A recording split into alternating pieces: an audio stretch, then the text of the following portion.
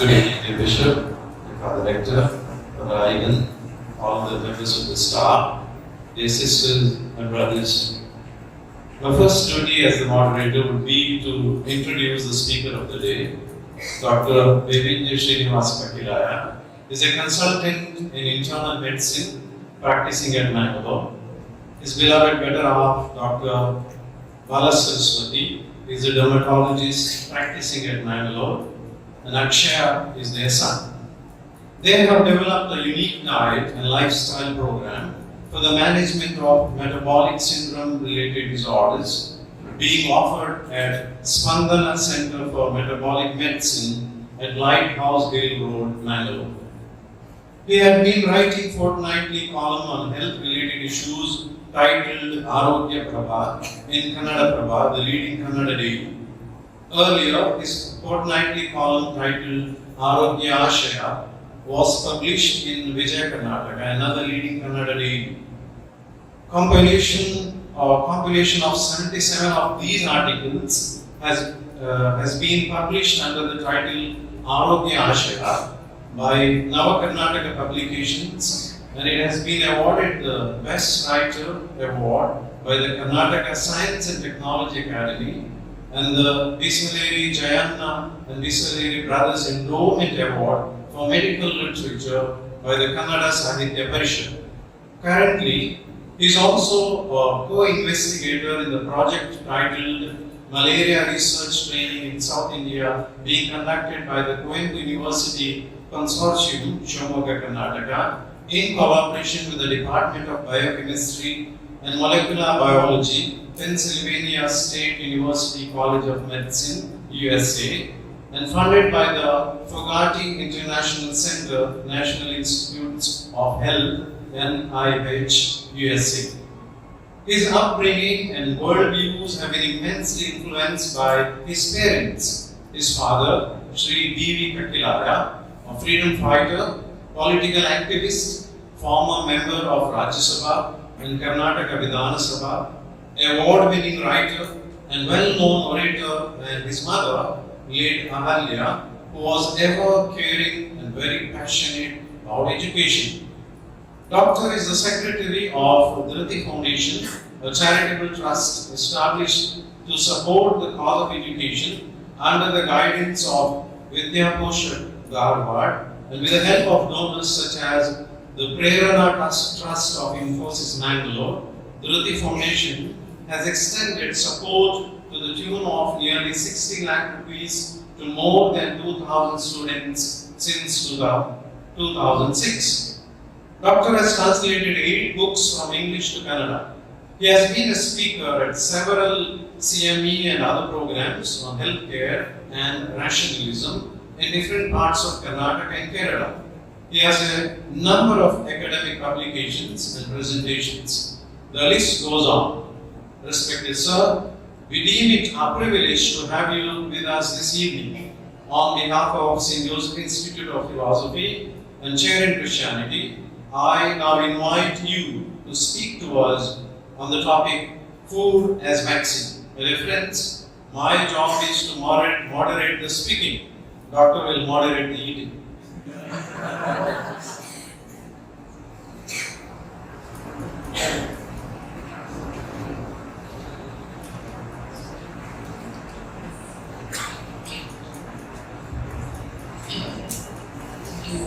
For this introduction.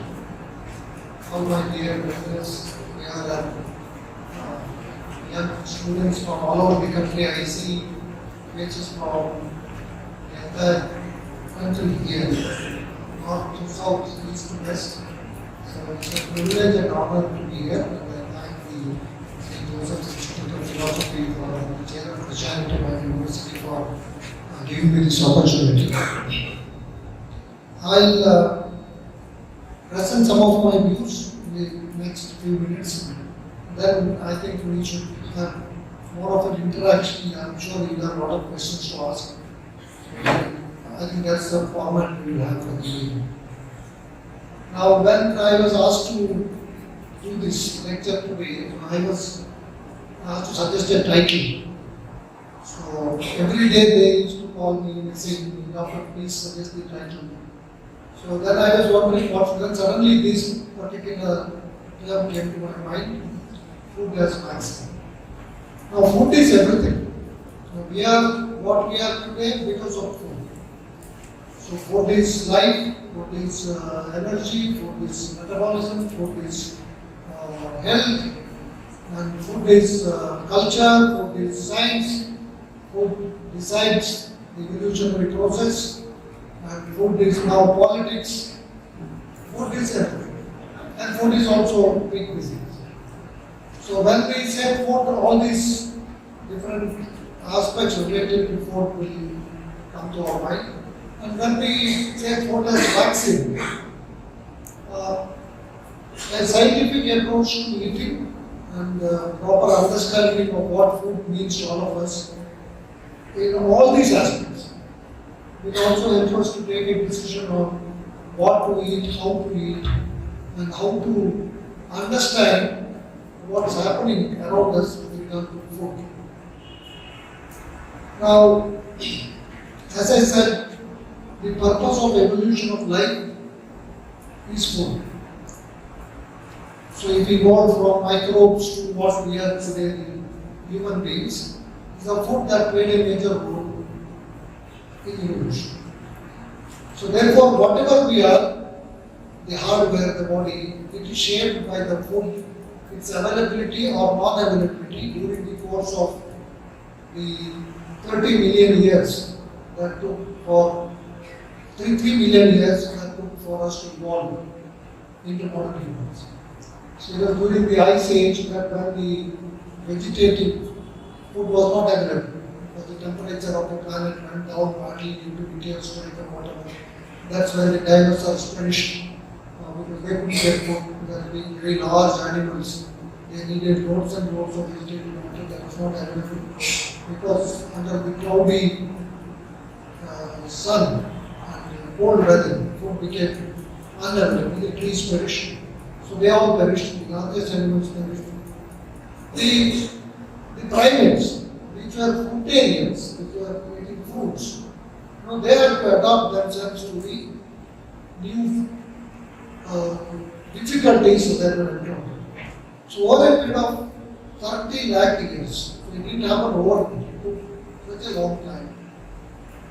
These primates started, and it's not, so then you will ask why the primates are still there. So if it is the primates which are not, it didn't happen overnight. Some of the primates are still there, few of them ventured into eating also, it happened that way. Evolution always happens that way.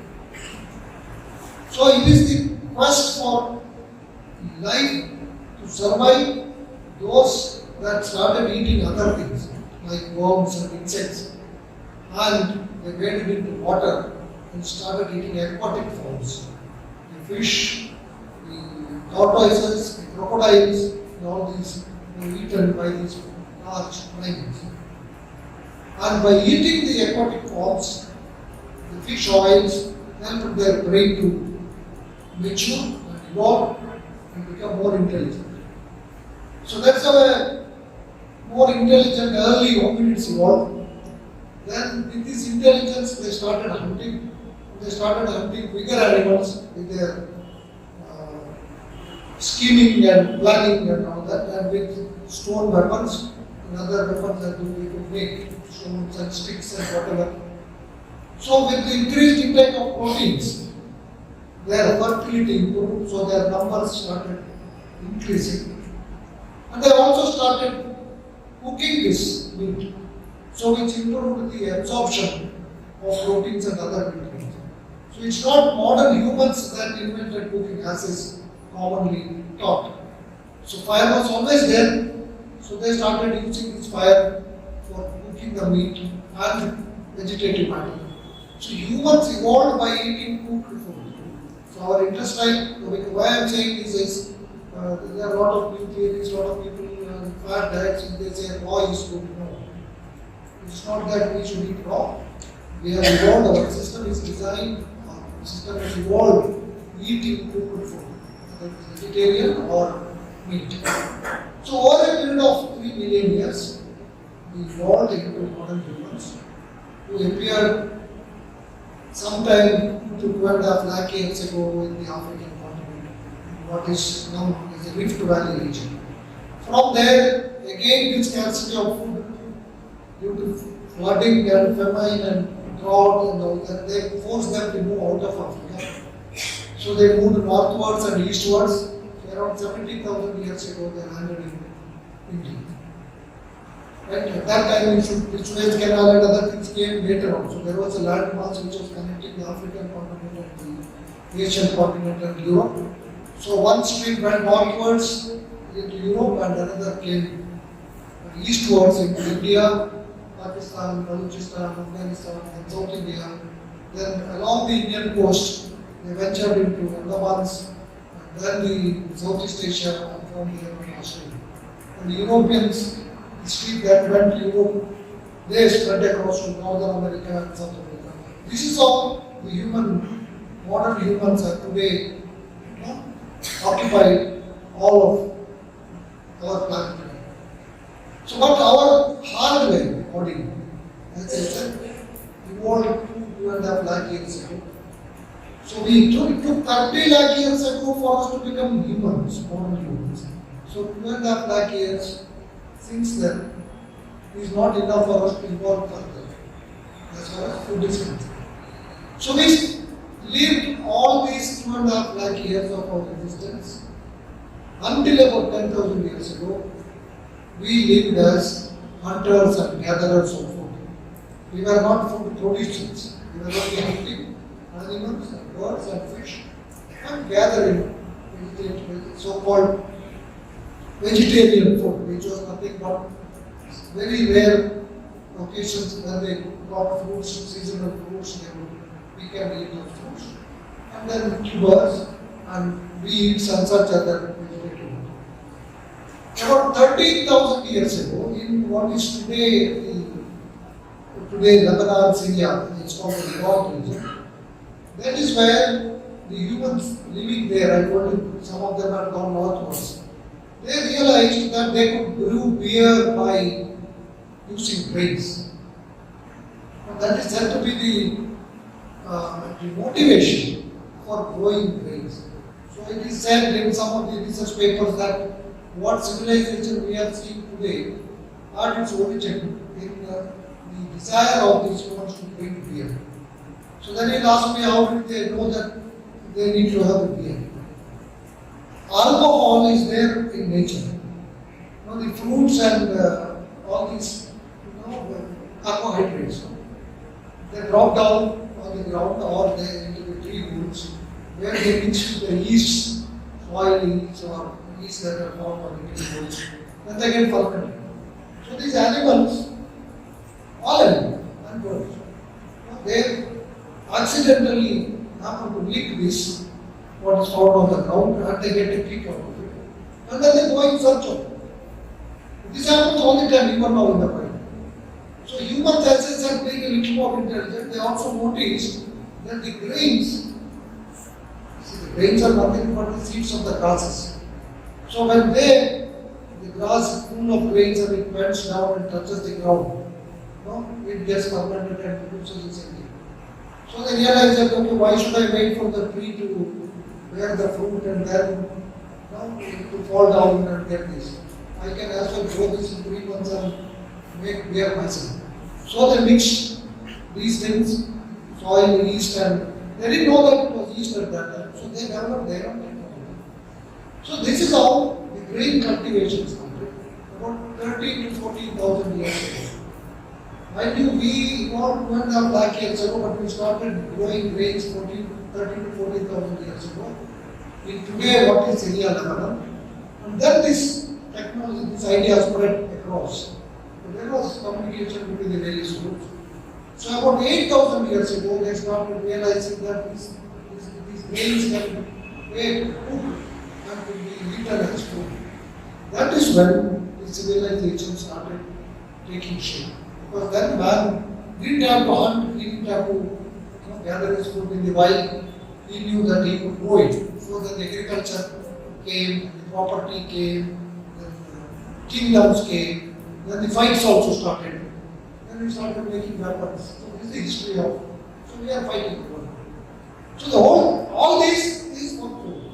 So remember, so the evolution of human life was for food.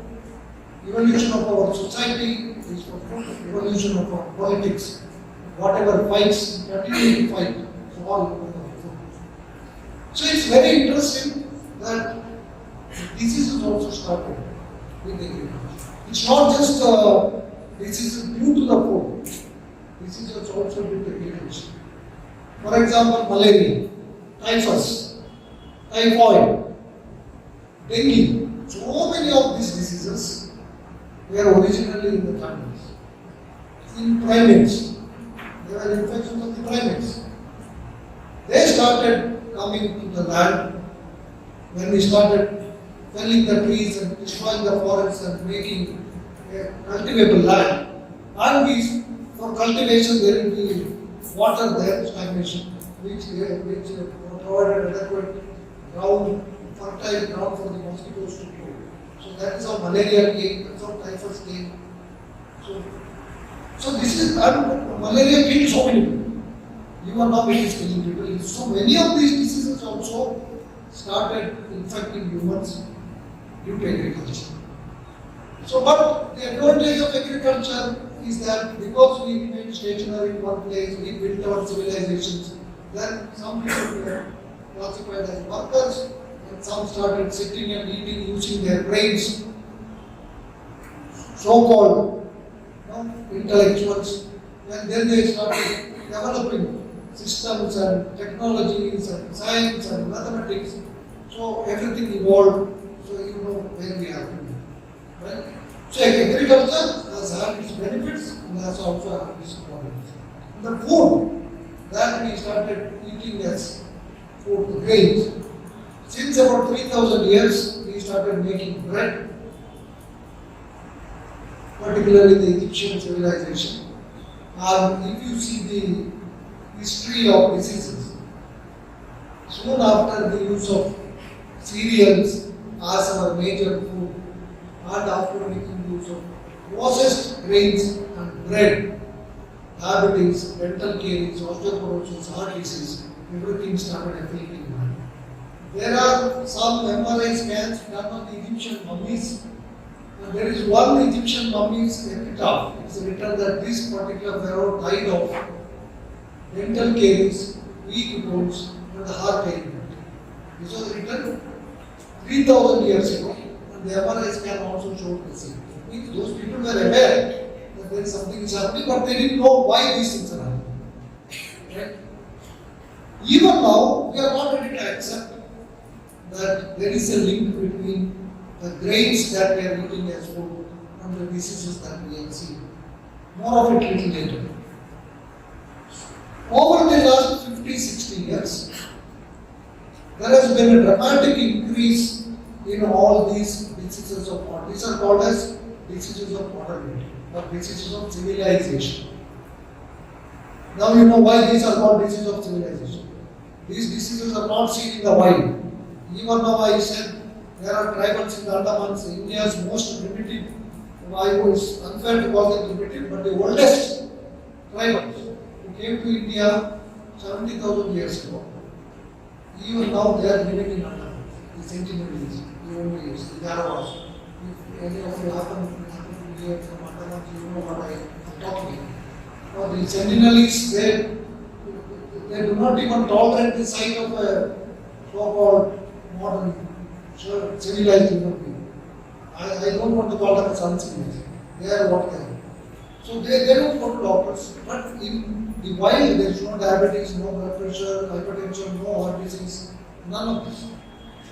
So it is the use of grains as a food which has made us sick with the modern diseases, what we call the disease of civilization.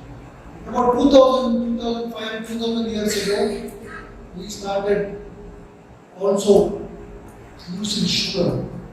So it had started in India, refining sugar cane and making sugar. And in 1700, that's about 18th century, the per capita consumption of sugar was less than 1 kilo per annum. Only the rich could afford it. Today, per capita annual consumption of sugar is about 70 kgs. Everything that you eat contains sugar or some sweetener. So you check the label, whatever you do. And today, if you happen to attend parties and weddings, that palya, bhaji and sambar and rasam, that is also now containing sugar. Because without sugar, people don't like that taste.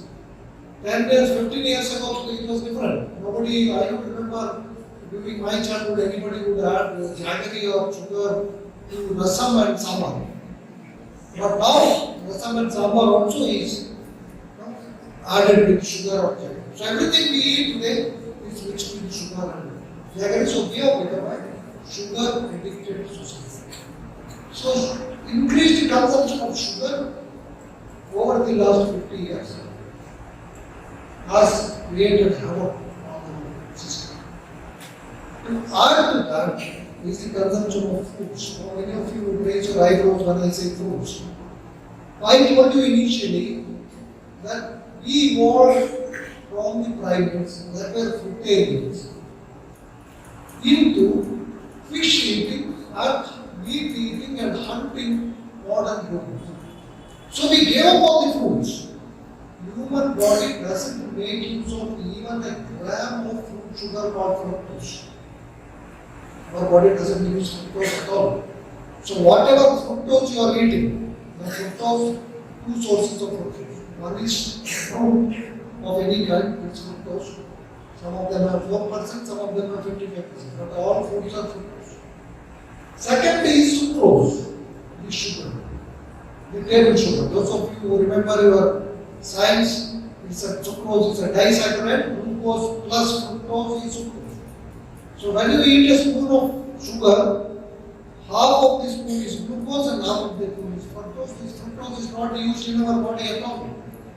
So what our intestine does is the moment fructose comes in, it simply absorbs it quickly because it is too toxic to the intestine also. So it is absorbed quickly and is pushed into the portal system. Now the portal system is intestine has its own. Whatever blood is there in the intestine, all the things that are absorbed are first taken to the liver.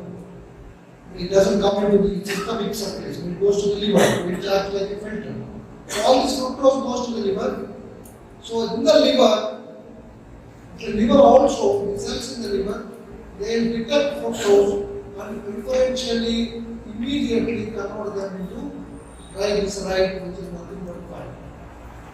Plus, this process of conversion increases the uric acid levels, increases inflammation. So today, what has happened is, you go to any vegetable vendors. When we were children, 30 years ago, 40 years ago, Bangalore Central Market or even in Kakkilaya vegetable market, 70% or 80% of the shops would be selling vegetables. And maybe about 10 to 20% would be selling fruits. Today, even a vegetable vendor, 50 to 60% of his shop is occupied by fruits. There are no separate fruit shops anymore. Now you just notice that.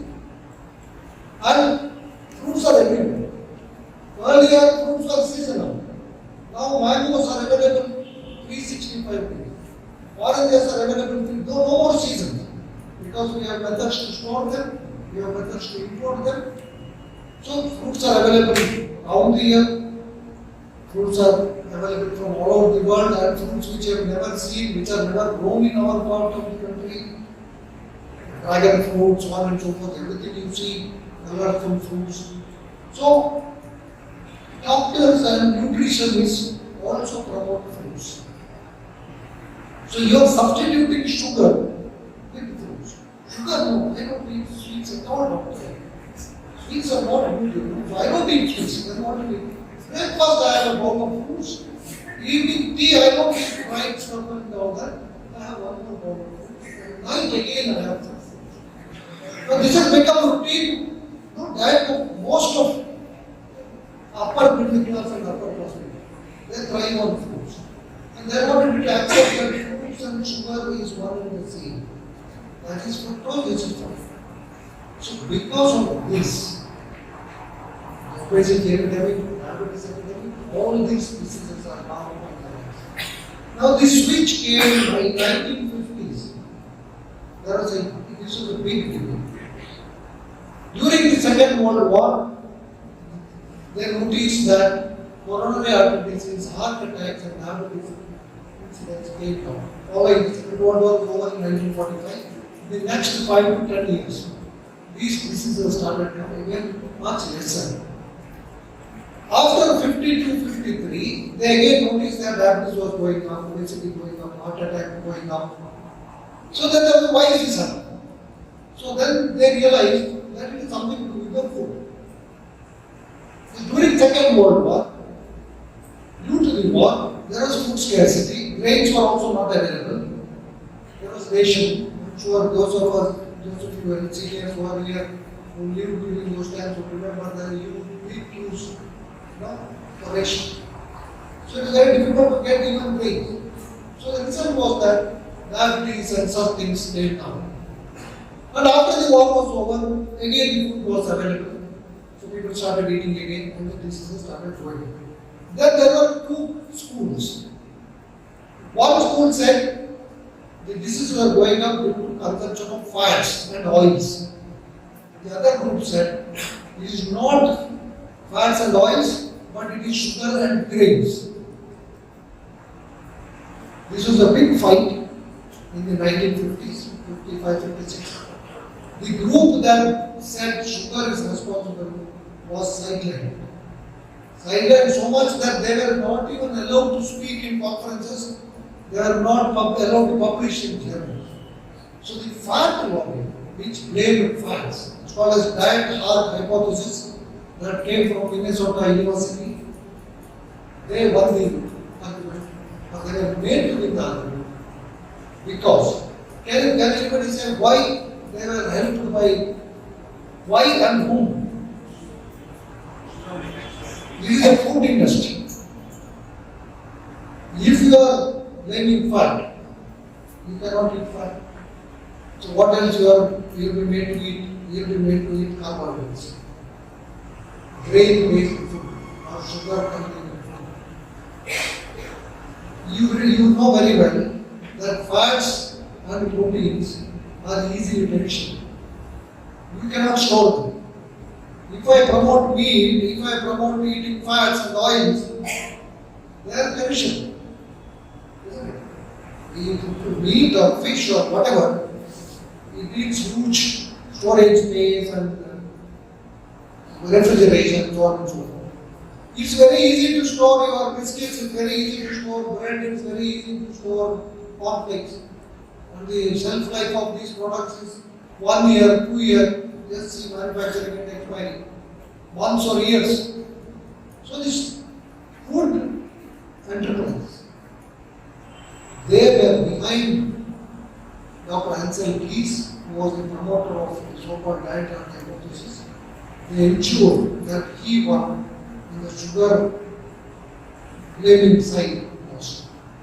So the result was that since 1955, the United States Department of Agriculture, to this day, keeps blaming fat for our diseases. 1955, now it is how many years? 70 years. If that hypothesis was correct, if fat were to be the real reason for our illness, we have been asked all these years to give up fats, to give up coconut oil, to give up lard, give up animal fat. Diseases should have come down. Obesity should have come down, diabetes should have come down, heart attack should have come down. But on the contrary, after that hypothesis was accepted and this fat-free skimmed milk diet was promoted, egg-free. Doctors will say egg other one, take the yellow, then you only the white. After this practice for 70 years, if that were to be correct, diseases should have come down. The incidence of the modern disease should have come down. But what are you seeing? there is tripling of diabetes, tripling of obesity, tripling of coronary artery disease. Even then, in 1983, for example, WHO published a report that it is sugar which is causing this problem. So it is time we will relook at the diet chart hypothesis. We need to warn people about the dangers of sugar and we should put restrictions on marketing sugar. But the American government threatened WHO and made it to withdraw the report or sideline the report. This was in 1983. 2015, our own FSSAI, you know what is FSSAI? Which regulates the food standards in India. On the orders of the Supreme Court, based on a PIL, published a draft guideline for food in schools. And in the draft guidelines, it was said that it's sugar which causes problems. It is a processed food and fried food, deep fried items. These are the ones that are causing the problems. So children should be discouraged from bringing these foods into the class, and there should be 3 racks colored red, yellow, and green.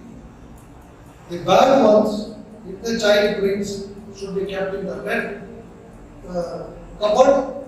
The good ones like vegetables and fish and all these things, so called healthy foods, according to the should be put in the green ones, and those that are in between should be kept in the yellow. So over a period of time, you are educating the child what to bring and what not to bring.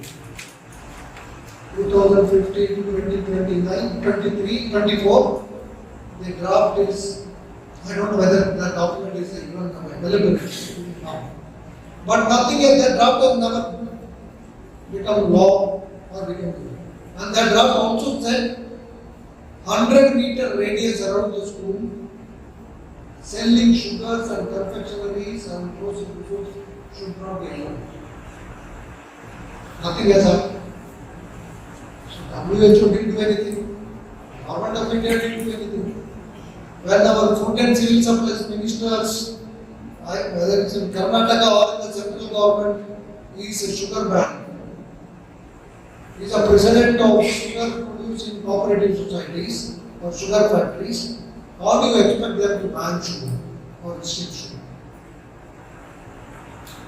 So therefore, the bottom line is, all the modern diseases that we are seeing today are linked to sugar. So because we are eating so much of sugar in the form of grains, in the form which is glucose, maltose, in the form of sugar, jaggery, honey and fruits. So because these sugars that were never part of our diet all the 2.5 lakh years of our existence, fruits that we gave up do not find a place in our metabolism, are today being eaten morning, evening, at night. So due to this mismatch between the human physiology, human body, human metabolism and what we are eating, these diseases are on the rise. And as I said, governments are turning a blind eye to reality. They are under the grip of the sugar industry, the food industry. Today the food industry is a $4 trillion industry. You multiply it by 80. $4 trillion industry. And the pharma industry is another $2 trillion industry. You go to Google and search for yourself what are the top 10 drugs and what are the top 10 drug companies and diseases that are being treated. All the top 10 drugs and top 10 diseases that are being treated are the diseases of civilization. The number one cause of death is heart attack. Next, stroke and cancers. All these are related to the food that we eat. So how do we change? Now we are seeing every day in the news reports that youngsters are dropping out dead. Nobody has answers. Cardiologists are keeping mum. Physicians have no answers. newspapers are the media. Now it only makes news for one news cycle and then they fall silent. Somebody dies, somebody, one celebrity dies. 3 days, morning to evening, there is victim blaming. He or she did exercise, that's why she died. He or she did dieting, that's why she died. Nobody wants to get into the root cause and give solution. During COVID, it was known, COVID was first reported in 2019 December. By 2020 February, Chinese doctors reported on 77,000 of their first patients. They very clearly said that it causes complications only in the elderly and in those who have high blood pressure, diabetes and heart disease. So much before COVID had spread to other parts of the world, this paper was published in the Journal of American Medical Association, one of the most prestigious and reliable journals. Then how did we end up? So it was known very clearly that this virus is somehow interacting with the human body that is already ill with the modern diseases. So diabetes, hypertension and coronary disease, they are all linked to one another. All these are called as diseases of metabolism. I told you the reason for all these is consumption of sugar. So it was known very well in February that COVID causes problems for people with modern diseases. You know why COVID would cause that? Because the COVID virus, it was also known in December 2019 itself that virus binds to a receptor called ACE2, angiotensin converting enzyme, the name of the receptor to which the virus will bind and gain entry into the immune system. Now this ACE2 is closely linked to the metabolism of the metabolic diseases. So when a receptor which is protecting us from these diseases is attacked by a virus, it is double trouble. You already have a problem, but there are receptors which are protecting you and that is taken away by, hijacked by the virus. That is why these people have the problem. So what was the real solution that the government should have adopted? They should have warned people. We have observed that this particular infection causes problems for such and such sections of the society. You please take care of your metabolism. You please change your food. All these are related to sugars. All these are related to refined grains. All these are related to processed foods. Did any government tell you that? Did any media tell you that? No. What they did? Come at 8 o'clock in the evening and ask you to sit at home for 21 days and say that the food chef will be born in 21 days or 18 days. Did we win? No. It's a virus. It spreads from home to home. You sit at one person having the infection, he opens his mouth.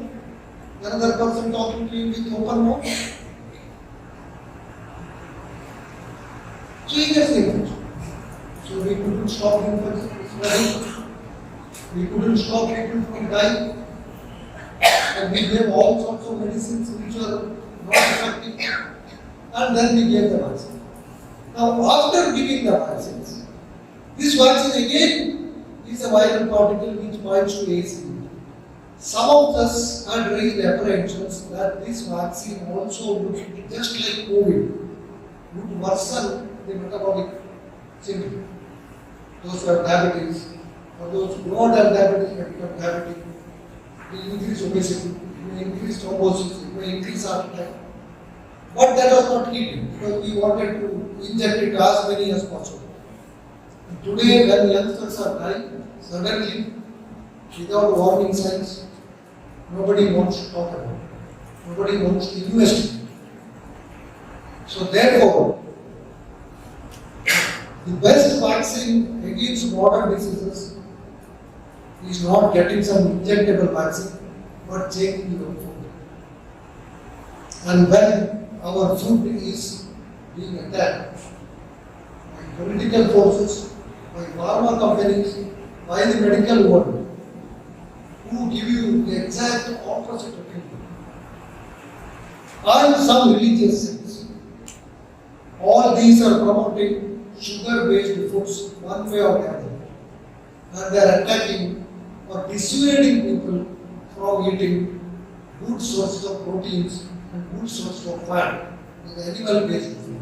So the attack is on animal-based foods and promotion is for plant-based foods. I told you the reason, they are easy to store, easy to market. And they bring all the diseases. So in one stone, $4 trillion, food industry $2 trillion, pharma industry, we are all suffering. So therefore, we need to understand all these aspects of food. Ask questions to people who are misleading us, the doctors or the pharma or the governments or anyone. At least change our food for our health. Give up sugar completely, give up fruits completely, zero, never in your life. Give up animal milk, cow's milk or whatever animal's milk is for its offspring, not for us. Milk, I didn't mention about it. It's also part of the agricultural practices that we started. Milk consumption is very, very new. Early humans never used milk and milk products. So give up milk, give up sugars, give up fruits, give up processed grains. That's all your breads and biscuits and noodles and pizzas and pastas and cornflakes. No. And deep fried food which is very rich in free radicals. So these foods should be zero. Should find a place in your plate. Minimize the consumption of grains. Now, those of you who don't have diabetes and all those already, minimize them. Increase the consumption of vegetables, increase the consumption of fish, all kinds of meat and eggs. That is our original food, evolutionary. That is the food our system needs and system demands. So let us eat them. If there is any attack, whatever kind of attack, dissuading us from eating these things, we have to understand that and stand up. I will stop here. Thank you very much. If you have any questions, if I know the answer, I will take it.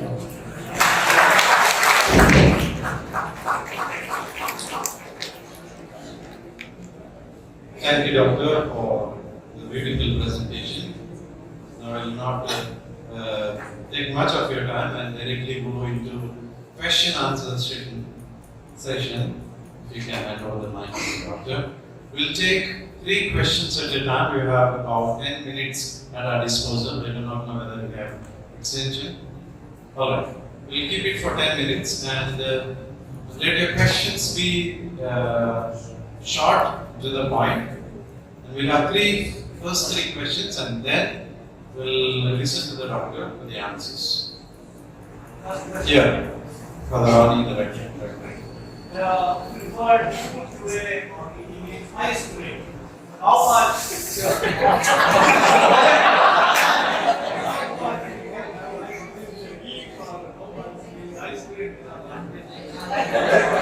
And the next question, first question was about ice cream. Anybody else? Second question? For the next one, for the Anthony. Yeah. Doctor, if you focus more on proteins, what about fibers? Because we need fibers, carbohydrates, and proteins. So where do we get fibers from? The third one, Father Anthony. Father Anthony.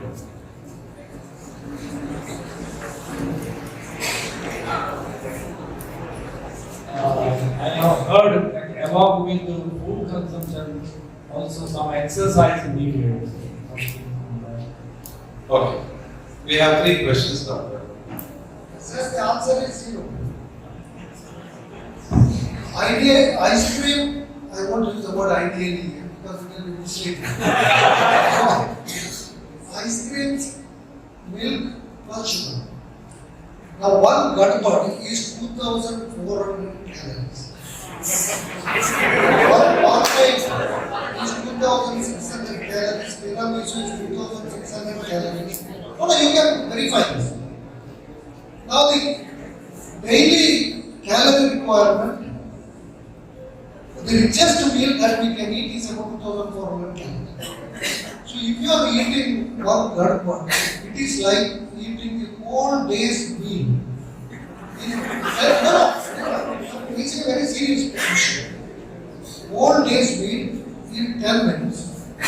Now, these 2,400 calories for food is divided into 4. It gets absorbed slowly. Right? Every meal takes 2 hours, 2.5 hours. There are 4 weeks. But Gadbad, same 2,400 sugar is one spike. So it is like pushing one whole day's meal into your system in 10 minutes. Now, your body keeps a count of whatever you are eating. Let us not think that our body. No, body remembers each and every molecule that you have eaten. Now, for example, those diabetics will tell you that they do a test called glycosylated hemoglobin. What is glycosylated hemoglobin? Hemoglobin bound to glucose. So the hemoglobin remembers how much glucose this man's blood has had. So when you eat one extra 2,400 calories, your body will count that as 2 days. Follow what I am saying? You have 1 day's food plus Gadbad, it is 2 days. So your aging will be faster because you have lived 2 days. No. It's a very serious thing. This is the reason why now those who are in their 60s, you ask them, they had their menarche at the age of 16 years, 17 years. Today, our girls are having their menarche at the age of 9 years, 10 years. That is, at the age of 9 years, she is equal to 15 years. Because in 9 years, she ate what her predecessors, her elders, ate in their 16. So at 9 she is 16, at 16 she is 35, at 35 she is 17. Time to develop heart disease. That's why today diabetes is occurring at the age of 10 years, 12 years, heart attack at the age of 23. So therefore, sir, no ice cream. At any point of time. No, I will not support it. Second is, he asked about fiber. See, I asked you, I am not asking you to eat more proteins. You cannot eat more proteins. Our body evolutionarily doesn't know about sugars. It doesn't know about Gadbad. It doesn't know about Ampada, Chakappada. So when you eat these things, our body has sensors. It detects what has come inside. So as long as you are eating natural food, your body will monitor it, will stop it from. You try eating, you eat only chicken or only fish. You cannot eat more than your future. Because your body knows only you have 2 eggs, enough for you to stop it. So the signal will come, that's called a satiety signal. You can't eat more. So there is nothing like high protein intake, you can't eat. Fibers, I asked you to eat lot of vegetables. In fact, the fibers and the vegetative matter is required for us to sustain the bacteria in our intestine. There is 2.5 kilograms, 100 million bacterial cells in our intestine, which control our emotions, control our mood. That is why today, most of the psychiatric disorders, autism spectrum disorder, depression, ADHD, all these and degenerative diseases like Parkinson's and Alzheimer's, all these are being blamed on the gut bacteria. It's a very interesting thing you read about it. So for the health of gut bacteria, sugars and fruits are bad, ice creams are bad. They need vegetables. So eat lot of vegetables for the sake of the bacteria and for your sake, for your body, eat good fats like fish and proteins like whatever meat or chicken. And the exercise, it is necessary. But the point I am trying to make is, if you do not diet, now for example, you go to Bangalore, outside Lalbagh there is Mawali tiffin room and so many other hotels. So you go around Lalbagh for 45 minutes, come out to Mawali tiffin room for the buns with the kheera. Doesn't work. If you do not diet, if you go on eating fruits and sweets and sugars, how much ever exercise you do, you are not protecting yourself. So the basic thing you should do is control your diet. Every day you go for 45 minutes minimum 30 minutes or 45 minutes of brisk walking. Good enough. Or swimming. This is good enough to keep our system healthy. Thank you. Okay, the next set of three questions. One, this is COVID-19 and vaccine. Is there connection between the cardiovascular diseases like related to heart attacks and the COVID-19 vaccine? Secondly, the COVID-19 vaccine that we all have taken, how long the impact of this vaccine will be in the body? For many years or right now it's already? we have the second question with the sister.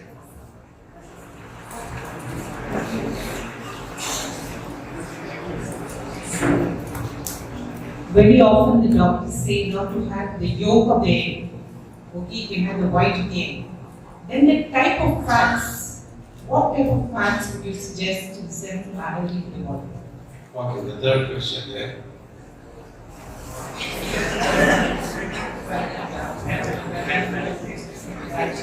Doctor, you have given the nice insights because I know some of our brothers, they do follow some of the doctors online. Some YouTube videos they see of the particular doctors and they try to cultivate those diets in their lives so that they can maintain their figure. But my question is regarding the practical. Can you give us what would be the right and the particular diet for the day? Like for example, what we can have in the morning, noon and the night.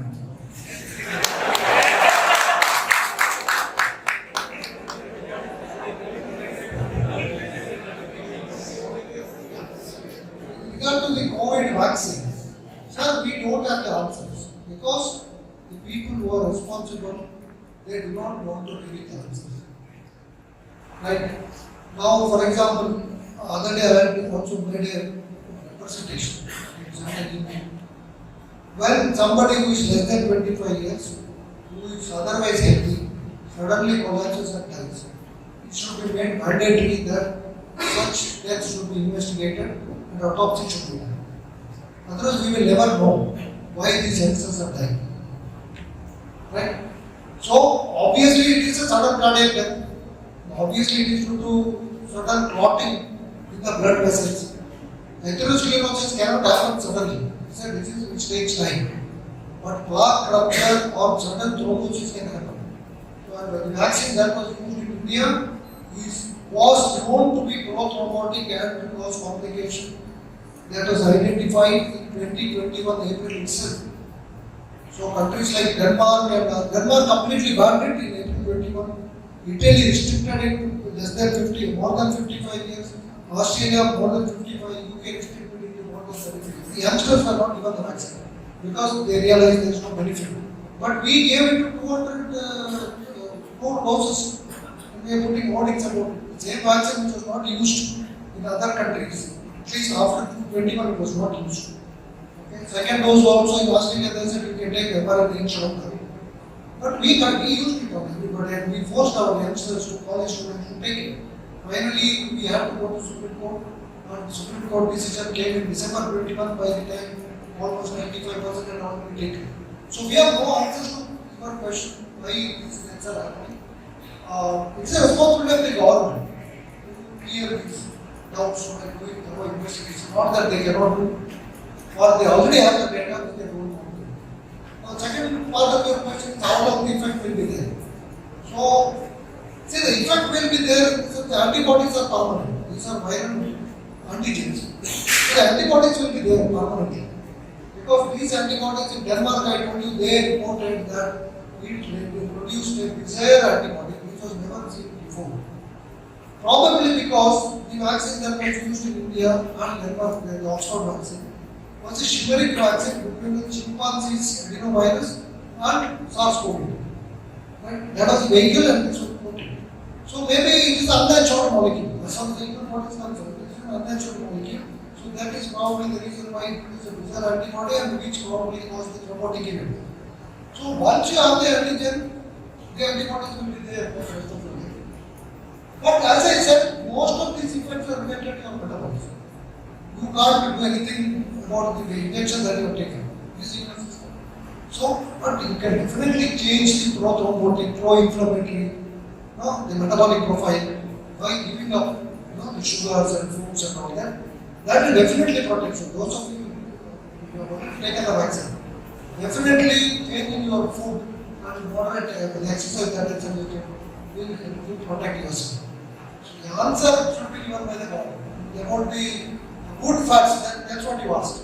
Yeah, see, 60 years ago, those of you who are around 60, 70, you remember that in your kitchen, the pork fat was used for cooking. No? Today we don't use it. In those days, diabetes and obesity and heart attack was far lesser than now when you are using refined oils for cooking. So the good fats are animal fats. You can use lard for cooking. You can use, and then the other fats are fish oils and fish fats, which are omega-3 and monounsaturated fats, from coconut oil and from tree nuts. All the tree nuts, when I say tree nuts, it is cashew nuts and badam and pista and all these walnuts. So they all are monounsaturated fats. These are good fats. The plant-based fats, particularly the newer refined oils, are all omega-6 rich polyunsaturated fats that are not very good for the immune system. They are pro-inflammatory. So I think I have answered that question. The last one you asked is what we eat. Yeah, so the simple thing is for breakfast you can all have eggs. Eggs make very good breakfast. You can have it with the yolk. Don't throw the yolk. Yolk is very rich in lecithin and choline and other phospholipids which are heart protecting. Now you just type eggs and heart protection. There are so many research papers which are appearing in this class. So eggs are good for you. So you can have eggs in the morning. You can also have meat if you want. You can have some vegetables and salads. But definitely do not have the breakfast cereals and breads and biscuits and all that. It's off your plate. You don't eat them. I don't know what it is. I think and for lunch, have small portion of rice or meat or whatever you can find. With larger portions of vegetables, lots of vegetables, curry and something with few pieces of fish or chicken or whatever. Same thing for your supper. And have your supper early. Now, eat at 7:30, 8 o'clock. And next, have your breakfast at 7 or 8 in the morning. So, overnight, 12 hours, your system is empty.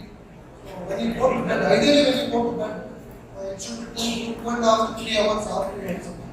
So that your system gets enough time to nourish itself and remove all the toxins and repair itself.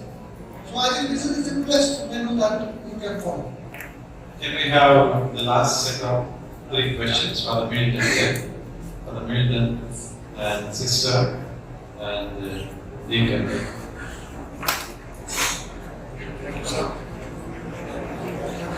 Thank you, sir. You spoke about the food. What about the drinks? Because we are accustomed to drink coffee, tea, and of course, soft drinks.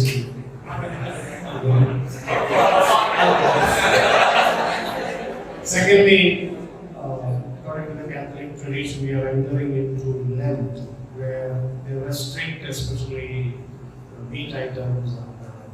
Some even don't take fish. In that case, and 40 plus days, they follow this diet. So, what would be your suggestion during this season? Sister, Sir, you already talked about the tree nuts, and now some are taking regularly the dry nuts and the dry fruits regularly. What about you tell? And also now many are losing memory rate and serious with that. Can you tell us something? And the last question of the day, Norman. Doctor, can you get clarity on the right way of preparing food to consume? In simple words, how to cook it? As you said, you have to consume fat and vegetables as well, proteins. So right way, because if there is meat, there's a lot of other things that are added. So are they to be added or has to be consumed in a particular way when it is cooked?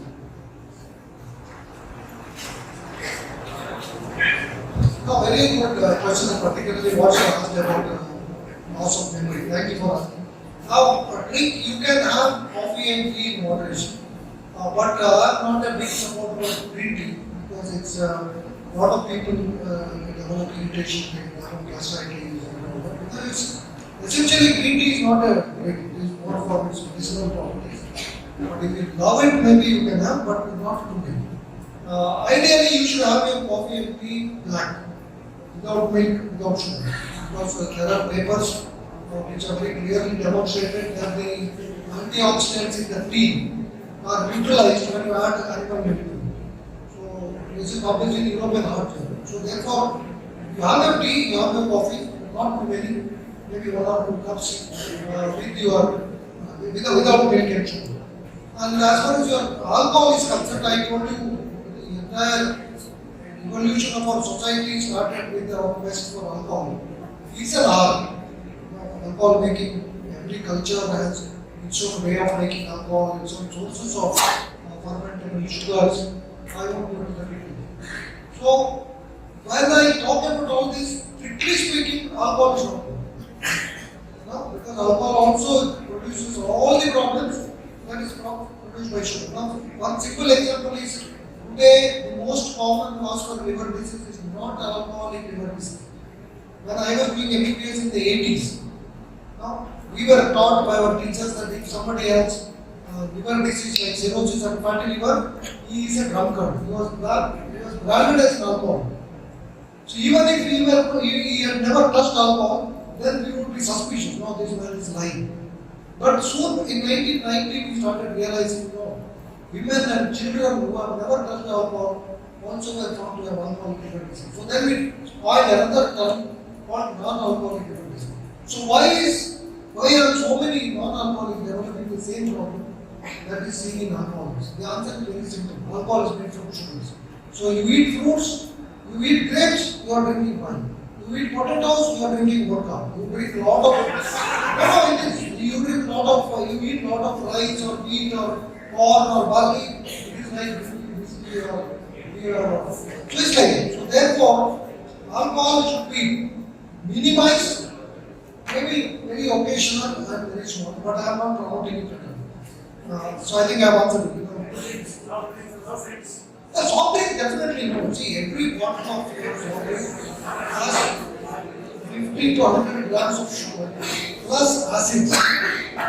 Soft drink definitely no. It should be balanced. Now coming to your and fruit juices also no. No fruit juices. Sir, let us drink water. All the good things on this planet are free. No? Think of it. Now coming to your question. When I say nuts, it's only nuts. It doesn't include dry fruits. Fruits are different. Even though you go to a shop, it's called dry fruit shop, where you get both nuts and dry fruits. Dry fruits are very, very rich in fructose, particularly dates, raisins, figs, and apricot. The 4 dry fruits that are available here, fructose content is 45 to 50%. So no dry fruits. When I say nuts, it is only nuts like cashew, badam, pista, and walnut. These are safe, but again not peanuts. Peanuts are not tree nuts. They are legumes and are more in omega-6, so they are not as good. So therefore, are very specific, it is tree nuts. Now, Alzheimer's is a very difficult and very interesting thing. Now there are several new papers which suggest that in Alzheimer's there is a direct connection with the gut bacteria. I told you. Because the bacteria in the gut are producing major neurotransmitters which are working in the brain are produced in the gut. Dopamine, for example. Serotonin. 90% serotonin and 50% dopamine. These chemicals, neurotransmitters in the brain are produced in the gut bacteria and then they travel to the brain.